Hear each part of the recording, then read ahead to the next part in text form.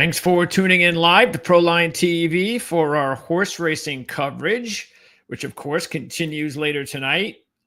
Only for members. You want to check it out, hit the join button, and that'll get you in for either $2 a month or $4 a month, depending on if you would like to watch 2 shows every 4 weeks or all 4 shows every 4 weeks here with John Hardoon. John will be with us, of course, at 7 o'clock as we are going to take a look at Monmouth, including the Haskell Stakes with journalism as the heavy favorite. On this show, though, Jeff Hockman is back joining us once again after flying the coop for the past 2 weeks.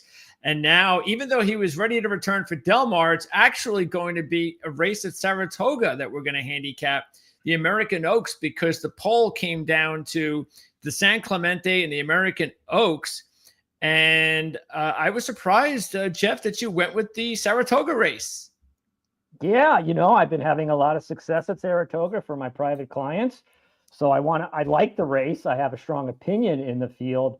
So yeah, I just really like Saratoga. I love Del Mar, and the Del Mar race came up very tough. If I have a strong opinion, I will post it in the comments section for everybody, probably tomorrow. I need to do some more work on that race. But yeah, it's a very busy weekend, Greg. There's 11 stakes races between Monmouth, Saratoga, and Del Mar, 9 of which are graded events. So it should be a very exciting weekend for horse race players. Yeah, and the 3 main tracks, of course, with Del Mar now on board, and we don't normally do Monmouth. And then, of course, Saratoga is still strong. So, but once again, Monmouth is going to be later tonight. And we're going to not only do the Haskell Stakes, but we're also going to do a Grade 3 race, the Molly Pitcher. So that's coming up at 7 Eastern, members only. So check it out. But in this one, we've got a Grade 1 race at Saratoga, the Coaching Club American Oaks, and that is a 1.125 mile race. The favorite in the race is Lacara, the 6 at 2-1. 2 Grade 1 wins, including a Grade 1 win at Saratoga. On a sloppy track at this distance just about a month or so ago. And then you've got another top contender called Immersive, the one horse. This horse has 3 Grade 1 wins. Matter of fact, she had a 3 Grade 1 win streak snapped in her last race by a neck as the favorite at post time. So you also have another Grade 1 winner in Scottish Lassie. That's the 3 horse. So it's only a 6-horse field, Jeff. Who do you like? Well, Greg, I do have to correct you on something. The favorite in the race is number 1, Immersive. She's 8-5. Lacara 8-5 is lower? Yeah. Lacara is the second choice at 2-1. Okay. Well, that's probably the way it should be. We can go over each horse because there's only six of them. And okay. So we'll start with the 1, Immersive. This is actually my top pick, Greg. I couldn't get around her. I love her so much. And I don't mind taking an 8-5 favorite when there's a 2-1 second choice. I think Lacara is going to attract a lot of money just based on her, her sheet line. But I like Immersive. You get Brad Cox, Manny Franco. She's the 2024 Eclipse Award winner. She went 4 for 4 in her juvenile campaign. 4 wins and 5 starts, including 2 Grade 1 victories. She's perfect at Saratoga, 2 for 2. If a pop-up thunderstorm appears, she's 1 for 1 on a wet track. She's clearly the one to beat, in my opinion. I think she should be 6-5, 7-5, and I think we'll get that at least. So my top pick to win Immersive, 8-5. I like her in her second race off a 7-month layoff. It just seems like a really good spot to me. Okay. Well, let's find a way to see. Well, if possible. I mean, do we have a way to make any money with an exacta here? Yeah, I do. It's going to be a trifecta, but we'll get to it. What do you got? Oh, I thought you wanted to go over each horse. No, just give us your pick. Trifecta box 1. Oh, you're going straight for the trifecta. So screw the exacta. Yeah, he's going straight for the trifecta. Yeah, we're not going to make money with the exacta. Let's live a little, Greg. Well, you won't make money with the exacta if you pick the 6 to finish second. Right, the one, and I'm not. So Okay. my trifecta box, Greg, is 1 immersive, Okay. 4 Okay. take charge of Milady, and the 5 dry powder at 12-1. I think she can be sneaky in this spot. That trainer looks pretty familiar to me. Have you heard of that guy? What's his name? Chad Summers?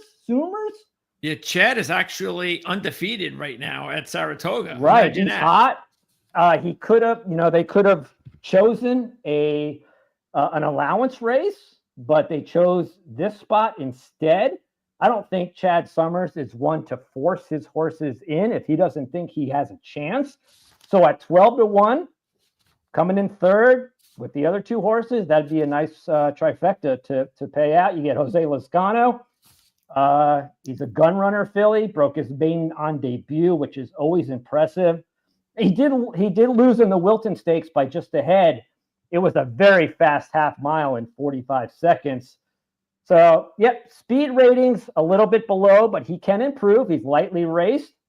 Let's use him underneath. I think he's got a decent shot to get second or third. So why no Lacara? Lacara, because I think she's going to be in a speed duel with Dry Powder, who's the other speed of the speed. And, how far are they going to go? Lacara really likes to win on the front end. She won the Ashland and the Acorn, both gate to wire. And interestingly enough, she's never been the favorite in her 5 career wins. She's never taken public support. Her average odds in her 5 career wins is 6-1. She is the only filly in the field with a 2-turn grade 1 win at Saratoga. I'm just fading her based on, I just have a feeling she's going to regress a little bit. So she's being overvalued here now. She's being overvalued. I don't think she should be 2-1, first of all. Yeah. And I think Immersive is a lot better. And can't take both favorites in a trifecta, that's for sure. And Take Charge Milady, your 4 horse, actually was the horse that beat Immersive. So why do you like Take Charge Milady besides that fact? Yeah, that's one of the reasons. She's first or second in 5 of 8 career races. That's pretty impressive. The trainer and jockey combo have a plus 29% ROI. Kenny McPeak and Kendrick Carmouche. It's a very lethal combination. She's got very fast works over this track. Now, there is one concern. It's her 7th race this season after just racing twice as a 2-year-old. But all we need her to do, is to come in second or third to complete our trifecta. But I really like Immersive to win.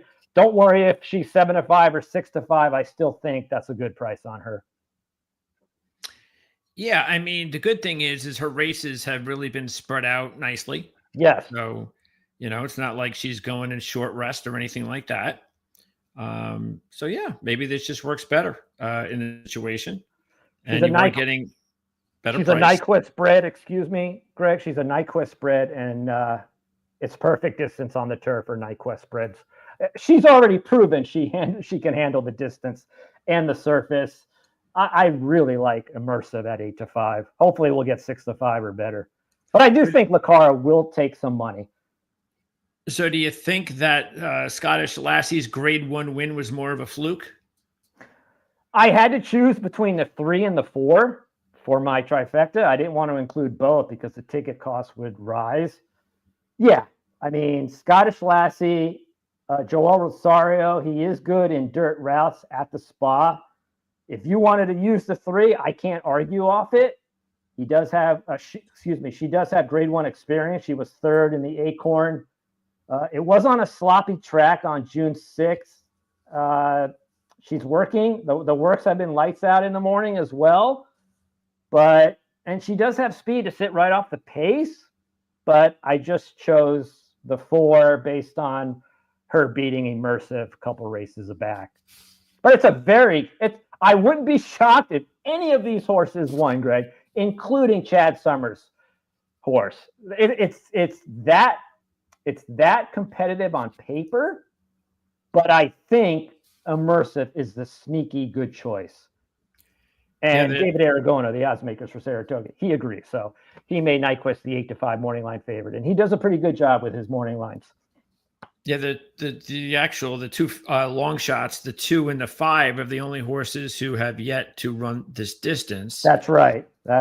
But they're still only 3 years old, and Sherry DeVroe's got that horse on a 2-race win streak coming in. Yep. She's always dangerous. Purchased for $900,000. Yeah, like you said, any of these horses have a shot. So would there be a number? Like if one of these horses, since you think any of these horses are live, would there be a number on one of these horses where you'd go, wow, I didn't really expect I was going to get that number, and I'm actually gonna put a few bucks on her. Well, if dry powder creeps up to like 15, 20 to 1, I'll be placing a wager on on her across the board. Okay. And then if like Immersive is bet down to like 3 to 5, I wouldn't want that. And then if Lacara drifts up, I would probably just switch to Lacara. Oh, okay. Yeah. Wow. Even though you don't have Lacara in your 3. Yeah. Okay. Just based on the value. Yeah. In a 6-horse field. Sure.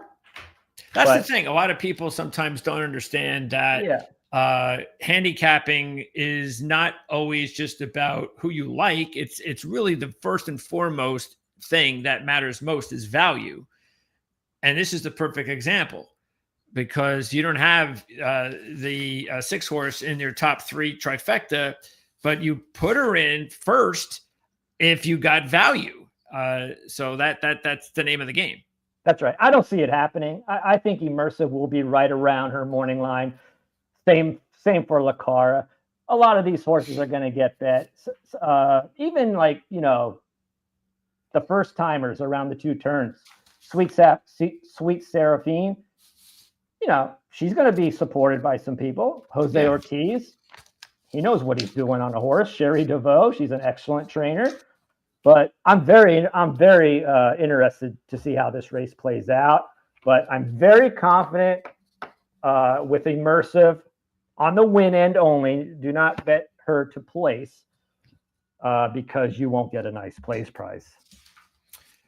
The other race that came in second, tied for second, was the San Clemente Handicap. That's a mile turf race.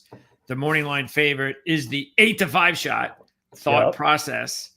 And so this is a very competitive race. It's 9 horses in the field, and the longest shot is at 12 to 1. Yeah. So actually, this is gonna be a tough one. The 4 is 15 to 1 as Catch Can. The 4 moves up to 15 to 1 now. Yeah. You know what? Maybe I have that wrong. Either way, very competitive 9-horse field. And I know this one was a little bit tougher, which is why you decided to go with the American Oaks. But if you did have to do this one, is it still too early for you to make a decision on one horse? I'll. Anything that's the most interesting thing about this race that you noticed so far? That I didn't think thought process would be 7 to 5. Okay. The number 5 horse. The 8 to 5. You get Hector Barrios, who's probably one of the best turf route riders in California, with D'Amato, who excels with these turf fillies. She's 4 for 6 lifetime, 2 for 3 at Del Mar. And she's strong at 8 furlongs as well. Yeah, on paper, thought process, probably the one to beat. I would probably lean to the 1, Will Then. I think she's 5 to 1 on the morning line. Maybe a little bit more. Actually, I've got 4 to 1. 4 to 1, my bad. So Mike Smith with Jonathan Thomas. She won the Grade 3 Jimmy Durante Stakes at Del Mar last year by 2.5 lengths at odds of 10 to 1. She followed up with an impressive victory in the China Doll Stakes at Santa Anita earlier this year in March.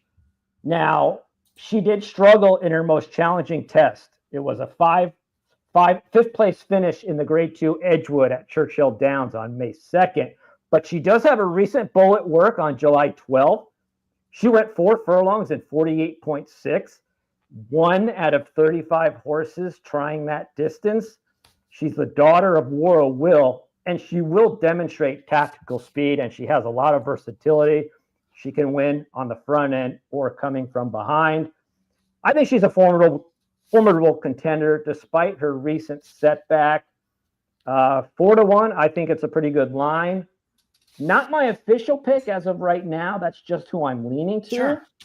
Okay. There are some intriguing horses in this race, Greg, like the number 9, Silent Law, for Bob Baffert. The jockey I have never heard of. Have you ever heard of DeMuro Mirko? No. So this horse will probably not get bet just based on the no-name jockey. 3-year-old filly by Tiz the Law makes turf debut in Grade 2 company, which is a little tough to do. Displayed early speed in dirt routes, but will be trying the turf for the first time. She finished second in her most recent race. It was the Grade 2 Santa Anita Oaks on April 5th. She led early, but got caught by stablemate Tenma, and she was purchased for $400,000. Quality of previous competition below this field, so she is stepping up in class, and also posts 9 through 12 win 5% in 8 furlongs or 8.5 furlong races at Del Mar. Wow. Posts 9, 10, 11, and 12. This goes back 20 years. And even 7 and 8 struggle a little bit, but it's post 9, 10, 11, 12. Is that why you think that she's 10-1? That's probably one of the reasons. Usually the odds maker, the track handicapper, does not take post position into account, except at Del Mar. Oh. It's very hard to ignore that stat. And anytime I handicap a race at Del Mar, 8 or 8.5 furlongs, which is where most of their turf races are, I quickly eliminate 9, 10, 11, 12. Now, you're not going to always have that big of a field, but at Del Mar, it's more likely to happen than not because of the ship and win program. And there's just a lot of quality races at Del Mar, and trainers gravitate to the track. So, yeah, it should be a fun meet. They don't race many days at Del Mar, including the fall meet. So it's not like, a sample size of 1,000 races, but it's probably a sample size of about 200 to 300 races, where you can eliminate posts 9 through 12 in all turf route races at Del Mar.